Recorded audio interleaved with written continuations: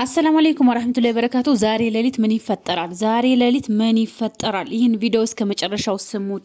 እስከ መጨረሻው ሰምቻለሁ የሚል ኮሜንት እንዳይረሳ፣ ላይክ አድርጉ። ለዚህ ቻናል አዲስ ከሆናችሁ ሰብስክራይብ እያደረጋችሁ ቤተሰብ ሁኑ። ዛሬ ሌሊት ምን ይፈጠራል? እስኪ እስከ መጨረሻ ይህን ቪዲዮ ስሙት። ሻዕባን 15 ብስሚላህ አልሐምዱሊላህ ወሰላቱ ወሰላሙ ዐላ ረሱሊላህ። ሻዕባን ወር 15ኛውን ምሽት በተመለከተ በእስላም ምን ተብሏል? እንዲሁ ደግሞ ሻዕባን 15 ቀኑንም ይሁን ማታውን በእስላም የሌሉ የሆኑ ሰዎች ግን የሚያደርጓቸው ነገሮች ምንድናቸው የሚለውን ነገር እንመልከት። ነቢያችን ሰለላሁ ዐለይሂ ወሰለም አቢ ሙሳ አልአሽዓሪ በዘገቡት ሐዲስ ኢማሙ አልባኒ ሐሰን ባሉት ዘገባ እንዲህ ይላሉ። ሻዕባን 15ኛው ምሽት ሲሆን ቀኑ አይደለም ምሽቱ ላይ ሲሆን አላህ ስብሓነሁ ወተዓላ ወደ ሁሉም ባሪያዎቹ ይመለከትና ለአማኞቹ ለሙስሊሞቹ አላህን አምኖ ለሚገዙት ባሪያዎቹ ወንጀላቸውን ይምርላቸዋል፣ ይተውላቸዋል። ሁለት ሰዎች ሲቀሩ አሉ። ከሁለቱ አንዱ ምንድነው? ሙሽሪኩን በአላህ የሚያጋራ ሰው ብሎ ማለት ከአንድ አላህ ሱብሓነሁ ወተዓላ ውጭ ለሆነ አካል የሆነን አካል የሚፈራ የሚከጅል፣ በዛ አካል የሚመካ፣ ከአላህ ውጭ የሆነ አካል ድረስልኝ አድነኝ ብሎ የሚማጸን፣ ከአላህ ሱብሓነሁ ወተዓላ ውጭ የሆነ አካል ይጠቅማል ይጎዳል ብሎ ማመን፣ ከአላህ ሱብሓነሁ ወተዓላ ውጭ ለሆነን አካል ተስፋ የሚያደርግ የሚመካ፣ እንደዚህ ለአላህ ብቻ መደረግ ያለባቸውን የአምልኮ አይነቶች ከአላህ ውጭ ለሆነ አካል ሙሉ በሙሉ ሊሆን ይችላል፣ በከፊል ሊሆን ይችላል፣ አሳልፎ የሚሰጥ ሰው ይሄ ሙሽሪክ ነው። ተውበት እስካላደረገ ድረስ አላህ ወንጀሉን አይምረውም አሉ።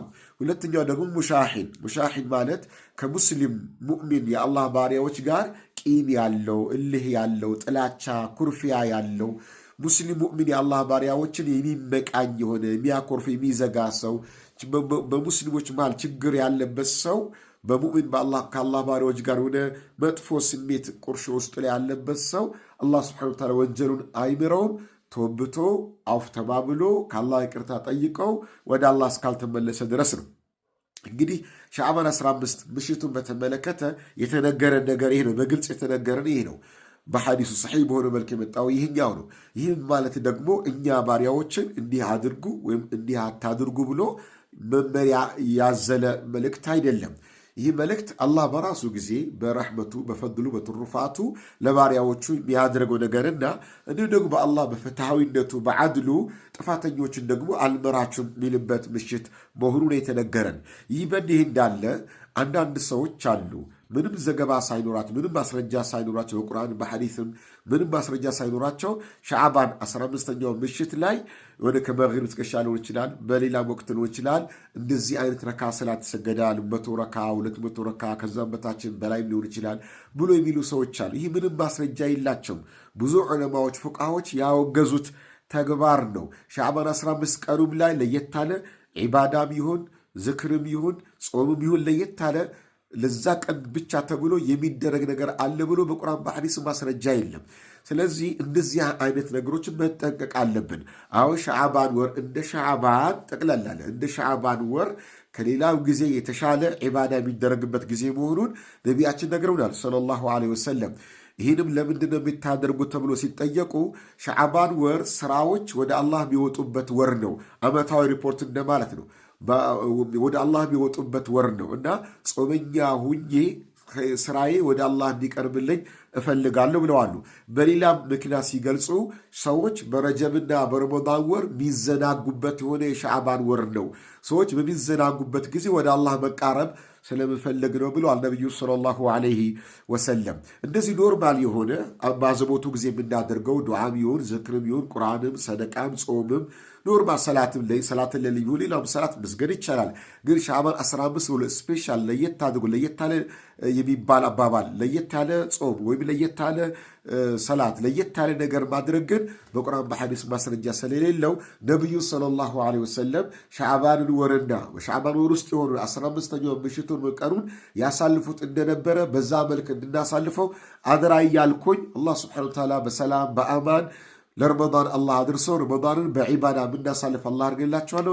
የፊታችን ደግሞ አንድ ታላቅ ቀን አለች፣ ታላቅ ሌሊት። ሐዲሱ በተለያየ ሪዋያ ተዘግቧል። አንዳንድ ዑለሞች ሰሂህ አድርጎታል፣ አንዳንዶቹ ሐሰን አድርጎታል። من عصر الأول إلى عصرنا هذا الحديث من دونه في فضل ليلة النصف من شعبان أسرع بست شعبان الكاماش إن الله يطلع على عباده في ليلة النصف من شعبان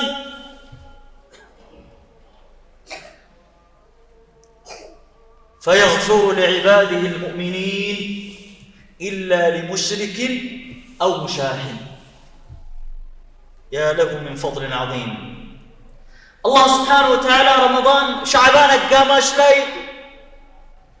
لباروتشو يقلتان بصفة تليق بجلاله وعظمته، بصفة لا نعرفها ولا نقول كنها. من إلى الله سبحانه وتعالى باروتشن بقولوا كونجلوتشاتشو من رياتشو الله ولسه سكاو عندنا يوم مشركنا بل إلى رواية كافرين ذا بالله كادسو سكر بالله شرك مياشارك سو سكر أن مشاهد بقلب أولئك لليلوش وندموش تلاتشا كيم سأبا ولدت وندماماشوش مكاكل ያላቸው ሰዎችን ግን አላህ እነሱን ተዋቸው እስክታረቁ ይላል አላህ Subhanahu Wa Ta'ala። ሻህናዕ ማለት ይቀኝነት፣ ሕስድ፣ ጥላቻ ያለው ሰው እዚህ ውስጥ ይጠቃለላል። እቺ እንዳታመልጠን ሐይበቴ ፊላህ እናውጣ ቀልባችንን አጽድተን ወደ ረመዳን እንግባ አፉ ተባብለን ወንድሞቻችንን ኒዕማ አላህ ነው ያጎናጸፋቸው ብለን አላህ በረካ ያድርግላቸው ብለን ከምቀኝነት እንስዳ፣ ከጥላቻ እንራቅ፣ በመጥፎ ከመተያየት እንራቅ። ምንም ሰበብ የለም። ሸይጣን ግን ያስመስላል፣ አንዳንዱን ዲን ያስመስልበታል። አይሱ እንዲህ ስለሆነ እሱን ሰላም ማለት አይበቃም ይልሃል፣ ሙብተዲዕ ነው ይልሃል። መን አዕጣከ هذه السلطة هي سلطان ማን ነው የሰጠህ? كيف عرفت؟ ይህ እንዲህ ነው ብሎ ሌበል ያደርገዋል። ሌበል የማድረግ ስልጣን እኮ አላህ Subhanahu Wa Ta'ala ብቻ ነው ያለው። ኩፍረን በዋህ ግልጽ የሆነ ክህደት፣ ግልጽ የሆነ ደሊል ቆሞበት ነብዩን ሱና የሚኻልፍ እስካልሆነ ድረስ ያው ደግሞ ሁሉም ሰው አይደለም ይህ ስልጣን የተሰጠው። هناك أهل له ባለቤቶች አሏቸው። ይህ ሰውዬ እንዲህ ነው ሙቃጣዓ ነው የሚደረገው የሚሉት ውስን ሰዎች ወይ ቃዲ ነው በሸሪዓ ተሐኩም የሚደረግበት ሀገር ላይ ወይ ደግሞ መቃም ቃዲ የሚቆሙ ዑለሞች ናቸው ሙዕተበር የሆኑት። እናንዱ ይህን ሰበብ ያደርጋል። መጥቶ አናግሮ እንኳን አያውቅም እኮ ይሄን የምትሰራው አውቀ ነው፣ ይሄን ደሊል ሰምተሃል፣ ይሄን እያረክ ያለው ነብዩን ሱና የኻለፍክ መሆኑን አውቃል፣ ቁርአንን የተጻረርክ መሆኑን አውቃል ብሎ ታያውቅም። እንደው በሩቁ ወይ በግሩፕ ውስጥ ቦክስ ውስጥ አስገብቱት ወይ በሆነ መስጂድ ጀማዓ ውስጥ አስገብቱት። ላ አኺ ፊላህ ቀልባችን ከወንድሞቻችን መጽዳት መቻል አለበት። ረመዳን ስንቀበል አላህ ንጹህ ቀልብን ነው የሚፈልገው፣ ንጹህ አቅልን ነው አላህ የሚፈልገው። ለዚህ ደግሞ በሻዕባን ውስጥ አሁን ነው መዘጋጀት ያለብን። አሁን ባለችው ቀን በአላህና በእኛ መካከል ያለን ችግር በእስትግፋር በተውባ መፍታት፣ በእኛና በአላህ ባሮች መካከል ያለውን ደግሞ ሂደን አፉ መጠየቅ፣ ገንዘብ ከሆነ በመመለስ፣ ስም አጥፍተን ከሆነ አፉታ መጠየቅ።